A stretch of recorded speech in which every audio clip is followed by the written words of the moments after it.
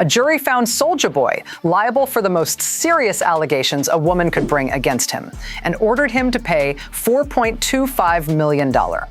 Now she's moving to seize the one thing he spent almost 20 years telling the world made him rich: the royalties from Crank That. Think about that for a second. The song built his entire public identity as a self-made millionaire, and it might be the exact thing a court uses to pay off the woman who says he abused her. So here's the open question going into this video. When his own sworn testimony about that money contradicts everything he's claimed publicly for 2 decades, who's actually telling the truth about where it all went? In 2025, a jury already decided who they believed. Man, how the first rapper with the iPhone. Oh, what the fuck? It was Crank That video shoot 2007. Steve Jobs and the Apple team came to it. I was in a swimming pool doing the instructional dance, showing the people how to do the dance. We was on set of the Crank That video.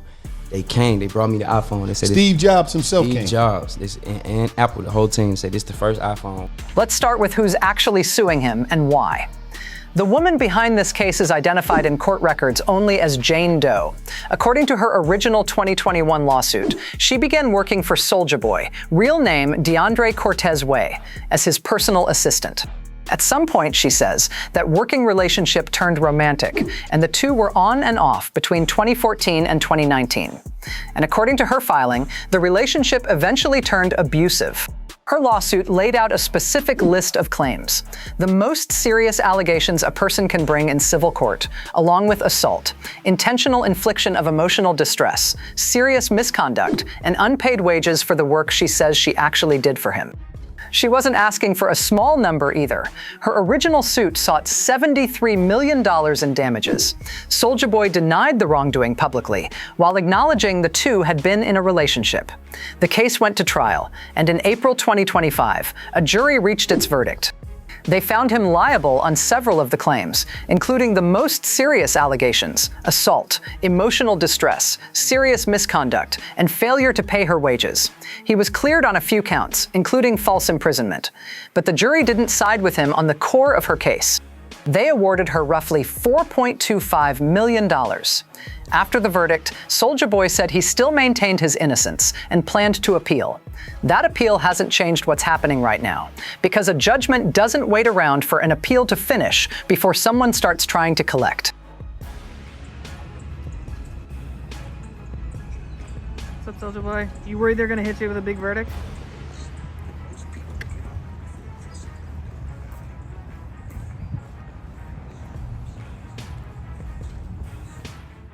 And the trial itself had a few details that didn't make it into most of the coverage. During testimony, Jane Doe described one specific incident where she said Soulja Boy choked her and threatened her life when she tried to end the relationship for good. She also testified that he locked her in a room without food for extended periods. After the jury came back with the initial verdict, reports described Soulja Boy smiling as the $4 million figure was read aloud in court. Later that same afternoon, the jury came back a second time and tacked on an additional $250,000 in punitive damages specifically on top of everything else. His attorney, Ricky Ivey, released a statement afterward that's worth hearing in full. We maintain that the evidence does not support the verdict. It is unfortunate that aspersions and misperceptions of a culture were allowed to influence the trial. Mr. Way fully intends to pursue his post-trial remedies and to fight for a just result in this case. Misperceptions of a culture. That's the specific phrase his own legal team chose to explain a jury verdict that included punitive damages on top of the original award. Whatever that phrase was meant to suggest, it wasn't an apology, and it wasn't a denial of the underlying facts, so much as a claim that the jury had somehow been swayed by something other than evidence. BMI.com, log in under Music Creators and Publishing, click Register New Works, enter your song name, enter the time duration, choose the work content, choose the language of the song, click Next, click No if none of these apply to you. Because here's what's actually happening right now. In 2026, more than a year after that verdict landed.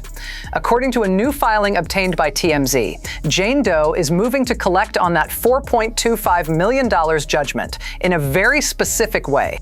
She wants the court's permission to sell Soulja Boy's rights to his future BMI royalty payments to the highest bidder. For anyone unfamiliar with how this actually works, BMI is one of the major performing rights organizations in the country. It's the entity that collects money every time a song gets played publicly, in a way that generates a licensing fee. Radio play, television placements, films, certain streaming adjacent uses, and even when a song gets played in a bar, restaurant, or live venue. To be clear about what this filing does and doesn't do, it would not transfer ownership of Crank That itself. Soulja Boy wouldn't lose the master recording, and nobody would be buying the actual song out from under him. What's specifically on the table is the income stream, the future royalty checks tied to public performance of his catalog, with Crank That as the single most significant piece of it. If a court approves the sale, those future payments could be redirected straight into satisfying her judgment. And here's why that detail matters more than it might initially sound. For an artist whose breakout hit is still culturally relevant nearly 20 years after it dropped, those ongoing performance royalties are exactly the kind of income that keeps showing up long after the initial fame cycle has faded. It's not his whole catalog, but it's arguably the most reliable piece of it. My understanding is that you all have reached a verdict. Juror 20, you're the foreperson? Yes. All right, I need you to stand, please. Was the verdict that was reached a unanimous verdict? Yes, it was. And this is where the story gets genuinely strange, because for nearly 2 decades, Soulja Boy has built a specific public narrative around exactly this income stream. He's repeatedly suggested that Crank That made him an enormous amount of money. He's encouraged fans and interviewers to do the math themselves, factor in the sales, the radio play, the licensing deals, the 2 decades of continued use, and arrive at some massive number on his behalf. But when he was actually under oath, in front of a jury, being asked directly about that exact money, the story fell apart almost immediately. Soulja testified that he did not know the precise royalties he has earned or currently earns from Crank That. He said the song itself is owned by Interscope and that he didn't even know his own royalty percentage on it. Then came the moment that should stop anyone who's heard him talk about this song for the last 20 years. When the plaintiff's attorney asked him to confirm or deny his own past public claims that Crank That had made him somewhere between $15 and $20 million, Soulja's answer under oath was 3 words: "I'm not sure." 20 years of implying a very specific number to the public. And when a lawyer asked him to put that number on the record, formally, with consequences attached to lying, the certainty disappeared completely. Soulja Boy. Yeah. Shit went like 10 times platinum. 5 million ringtones, 5 million singles. You know what I'm saying? 10 million sales. I wrote the song, I made the beat. So I own 100% of the publishing. Nigga. Wait.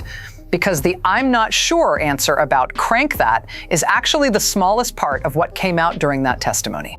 What the trial really exposed was a much bigger picture of his entire financial life, and it looks almost nothing like the multimillionaire image he spent 2 decades projecting. He testified that he was paid $50,000 to perform at the Crypto Ball during Donald Trump's 2017 inauguration. He cited another $50,000 from a cologne line carrying his name. He mentioned $30,000 to $40,000 from a marijuana strain that's since gone defunct. On streaming, he said online platforms had paid him only around $18,000 total in 2025 up to that point, explaining that streaming payouts simply take time to process and arrive. On TikTok, he claimed roughly $100,000 over the previous 2 years, including one standout $17,000 live stream payday, but said his typical session earns him somewhere between $300 and $400. And when the conversation turned to a rumored $140 million video game console deal that had circulated publicly for years, Soulja testified the deal collapsed entirely because Nintendo sent his team a cease and desist letter. Stack all of that next to each other for a second. 50,000 here, 30 to 40,000 there, a few $100s per live stream. None of it remotely resembles the multi-million-dollar empire that 2 decades of public statements about Crank That alone would lead you to expect. The myth and the testimony are describing 2 completely different men. Soulja, eyes right here for me, buddy. Soulja. And then came the moment in that courtroom that's now the most replayed part of the entire case.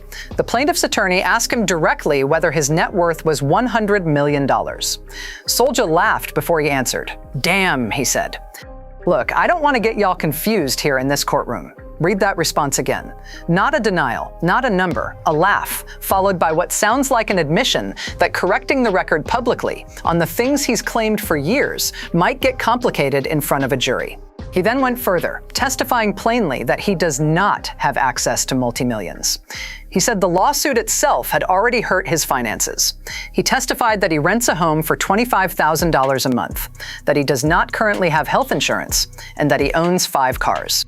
He described himself in his own words as a working artist who earns through shows, merchandise, and various business ventures, not as someone sitting on a fortune built off one song from 2007. A man who spent 20 years letting the public believe a very specific story about his wealth, just described, under oath, something that sounds far closer to someone living check to check off appearance fees and merchandise drops. So what happens if you're a witness in someone else's trial? So you'll be under subpoena, and if you're sent a subpoena and you're personally served, you're gonna have to show up, come into the courtroom, they'll put you on the witness stand, they'll swear you in, you gotta tell the truth, and then you're subject to direct examination by the prosecutor. So here's where all of this actually lands. A jury already decided, back in April 2025, that they believe Jane Doe's account enough to hold him liable on the most serious claims she brought and award her $4.25 million. Now, more than a year later, she's trying to collect that judgment by going after the one income stream Soulja Boy has spent 2 decades telling the world was his biggest financial asset. And in trying to defend himself financially in that very same case, he ended up dismantling the public myth himself, under oath, with his own words. He doesn't know his royalty percentage. He's not sure if the song made him 15 million or 20 million or some other number entirely. He doesn't have access to multi-millions. And the song that turned him into one of the first true viral stars of the YouTube era might now become the exact mechanism a court uses to make sure a woman he was found liable toward actually gets paid. This community has watched this exact pattern play out across multiple cases now. A public-facing myth of untouchable wealth and power, and then a courtroom forcing the real financial picture into the open. Now I want to know what you think. Do you believe Soulja Boy genuinely doesn't know where the crank that money went? Or do you think "I'm not sure" was the safest answer a man under oath could give? Drop your answer below. Hey, what was going through your mind when you made Buzz Down Tatiana? Yo, baby mama, she was in the video. Here's the detail that makes this entire situation almost impossible to make up. Soulja Boy isn't the only person connected to his own family who's currently losing music royalties to a court judgment. Rapper Blueface, who shares a child with Jacqueline Martinez, the mother of Soulja Boy's own 3-year-old, just had his own ASCAP and BMI royalties seized by a Los Angeles judge. The case traces back to a public feud Blueface had with Soulja Boy, during which Blueface posted on social media claiming he'd slept with Martinez the day before her baby shower, and even suggested Soulja needed a DNA test. Martinez denied the claim entirely and sued him for defamation. Blueface never even bothered responding to the lawsuit. A judge granted her a default judgment of just over $123,000 and ordered his royalty payments redirected straight to her until the debt is paid off, the exact same mechanism Jane Doe is now trying to use against Soulja Boy himself. One outlet covering both cases called it an unwanted legal bond between the 2 rappers, and it's hard to put it better than that. 2 men connected through the same woman's family, both watching their music royalties get redirected by courts to pay off judgments neither of them is disputing the existence of, just the size. Martinez, by the way, is also separately pursuing a child support case against Soulja Boy. Whatever else is true about either man's finances, the royalty checks that built both of their reputations as self-made successes are now, in 2 completely separate courtrooms, being treated as collateral